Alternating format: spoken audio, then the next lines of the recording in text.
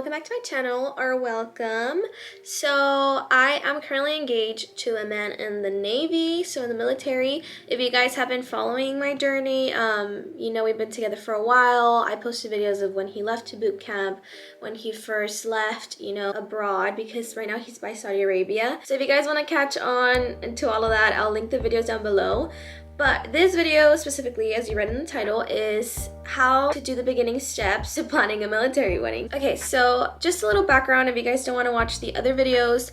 Basically, we got engaged about a year, it's gonna be a year from now, and he left to the military he's in Bahrain, like I said, by Saudi Arabia. He left around 2 years ago. We were 1 year apart, and then he came on leave and we got engaged, and then he left again, which is about to be this next year that he's gonna finish abroad.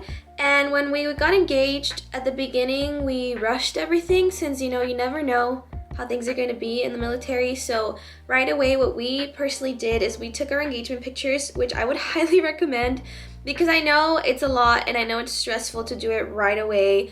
And maybe it could be costly, but I had a friend do it, you know, she's really good. But that was really helpful for me, because now I have our pictures just in case, like, I don't know when he's gonna come back. You never know with the military, so it's just something good to have. So we took our engagement pictures right away, and what we did is we chose our bridal party right away, which we had already talked about prior to our thoughts of getting married. So we already had that chosen.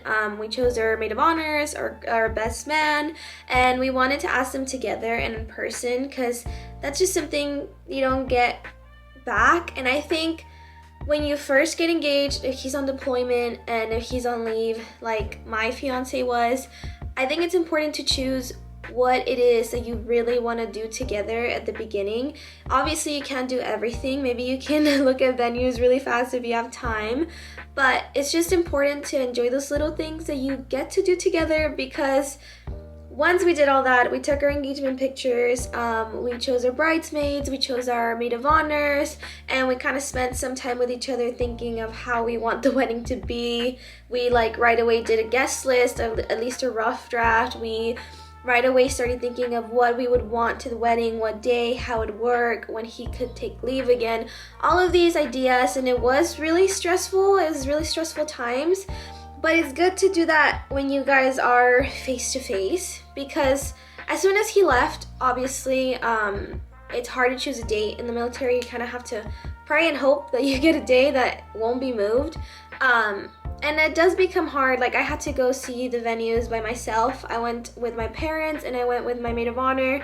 And they were a big help, you know, but they're not your husband. They're not who you're gonna marry. But yeah, after we got our maid of honors, our bridal party, our engagement pictures, and kind of decided on a rough draft of how many guests they're gonna be, and started telling our parents all of our ideas, we decided where the wedding is gonna be, how many guests are gonna be, and we had two choices of an intimate wedding and of a big wedding, which obviously what we're going for and what we're gonna do is a big wedding.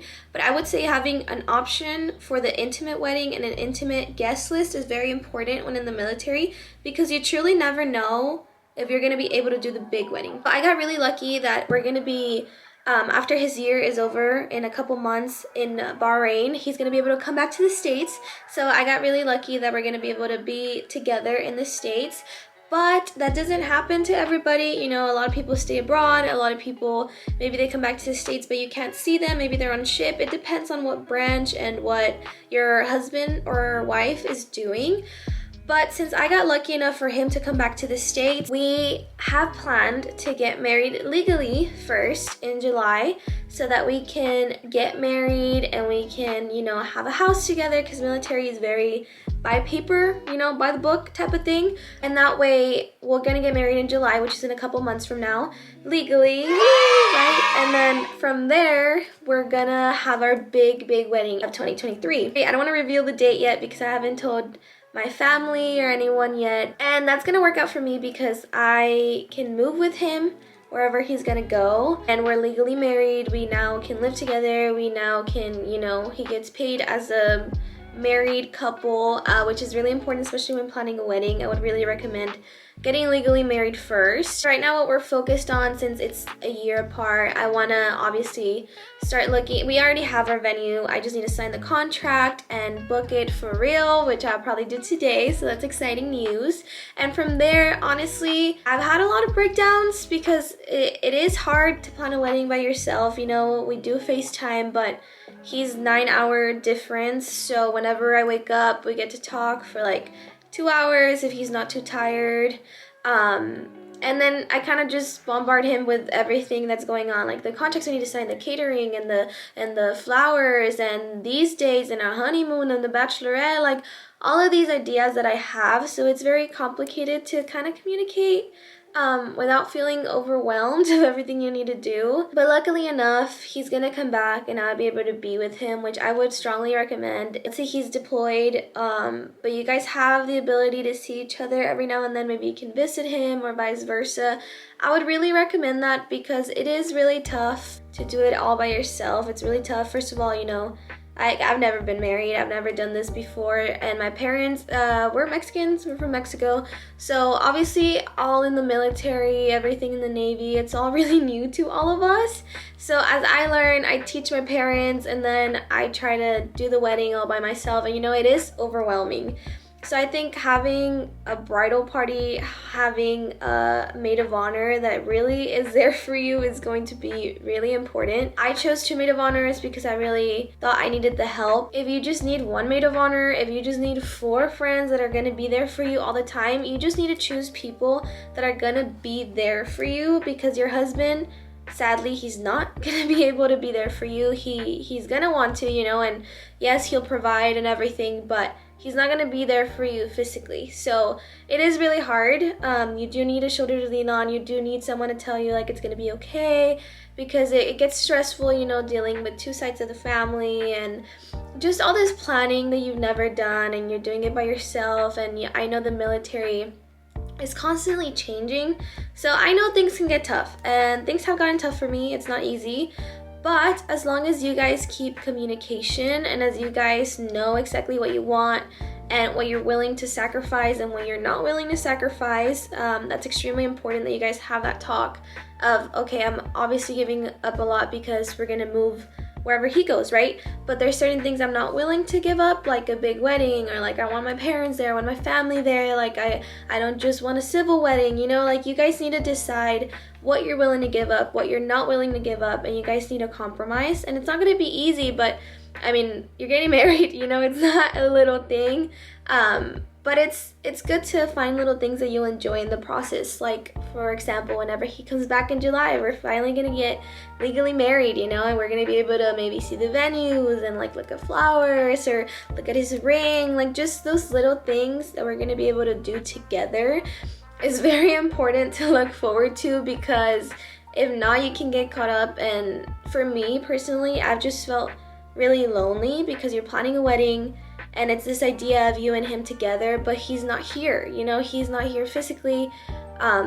Getting a little emotional. So yeah, it's just it's really hard to keep yourself motivated for everything, because it's a lot to take on, you know. I'm also like 22 years old, and I started my own business. If you guys didn't know, it's a link down below. And I'm getting my MBA, I'm in the dance team, I'm doing like all of these, I guess, youthful things, you know, my age type of thing. And then I'm also getting married, so there's a lot of contradiction, you know. A lot of people are like, are you sure, like you're gonna move, you're gonna do all this?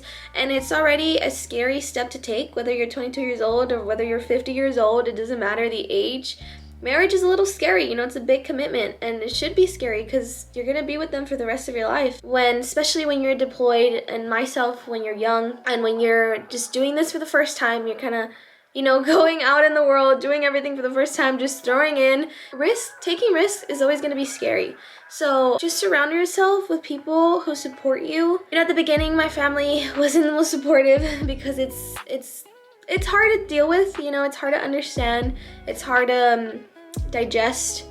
But I think surrounding yourself with friends, family, cousins, like anyone that is gonna make you feel like, yes, you got this, yes, you can do this, you know, your fiance's family, like whoever just makes you feel confident. You do need that, because there's gonna be way more hate than love when planning this kind of stuff, because People don't like uncertainty. People don't like the feeling of something that's not common. You know, taking risks is not going to be good, especially for your family. Most of your family members might be, you know, scared for you, which is good because they care about you. But don't lean in and listen as much because their fear can go on to you.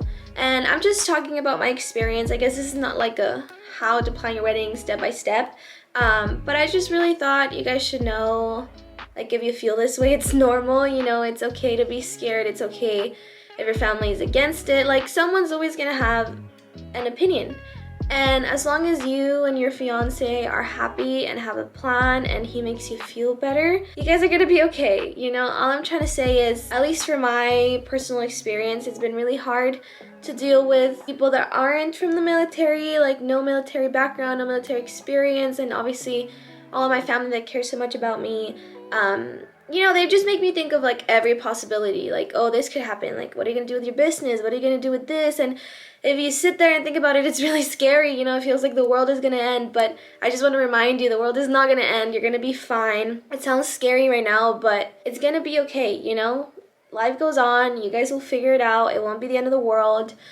You'll travel with him if you're down to travel with him, and if you're not, I think it's also important as yourself to like sit down with yourself and be like, do I want to do this? Am I gonna do this? Is it worth it? You know, because a connection with somebody, yes, you have to love them. Like, love has to be there, of course, but love isn't always everything. You know, with a relationship, you have to compromise, you have to be heard, you have to communicate, you have to really have those tough conversations because your whole life is about to change. And I'm talking about, you know, obviously from the military wife gonna be point of view, because for me, obviously my whole life is gonna change. Joining the military, it was never like a plan in my life, and I don't know if it was a plan in your life to marry a military man, but it is different, you know. If it wasn't in your plans, obviously there's like business wise that you have to take care of, like how much am I willing to give up from my business or my professional life in order to do like my love and personal life. You just have to balance these things out. You have to talk to your spouse. You have to really be truthful. Don't be scared to tell them the truth. Don't be scared to tell them that you're scared. Like, don't be scared to tell them what you don't want to give up, what you don't want to do. It's okay to not want to do the same things. It's okay for you guys. Why am I getting so emotional? It's okay for you guys to compromise. Like, you're not gonna like everything he's gonna do. He's not gonna like everything you're gonna do, and that's okay. That's like a normal marriage, you know. I think the military enhances things because things happen so fast and they're constantly changing, and it feels like it's out of your comfort zone and out of your kind of like your power. But I just wanted to get on here and tell you guys kind of how I've been through it, what has helped me. It's kind of like a little rant, I guess. If you feel like this resonates with you, then let me know in the comments. You know, I still get a lot of comments and DMs about girlfriends or wives to be in the military. So if you guys have any comments or questions, or if you feel the same and just need to talk, you know, I'm always available. I usually always answer my DMs unless I really don't see it, then I'm sorry. But yeah, leave my Instagram down below, or you can comment down below. And I love you guys. I wish you the best. And I know this turned into a little rant instead of a step-by-step, but if you guys want more of these videos, then let me know. I'll be glad to help because I don't want you guys going through this alone. I know it's hard. So here's like a little community for us, you know. But yeah, I love you guys and I wish you the best of luck. And I'll post updates about my wedding if y'all want to. Goodbye.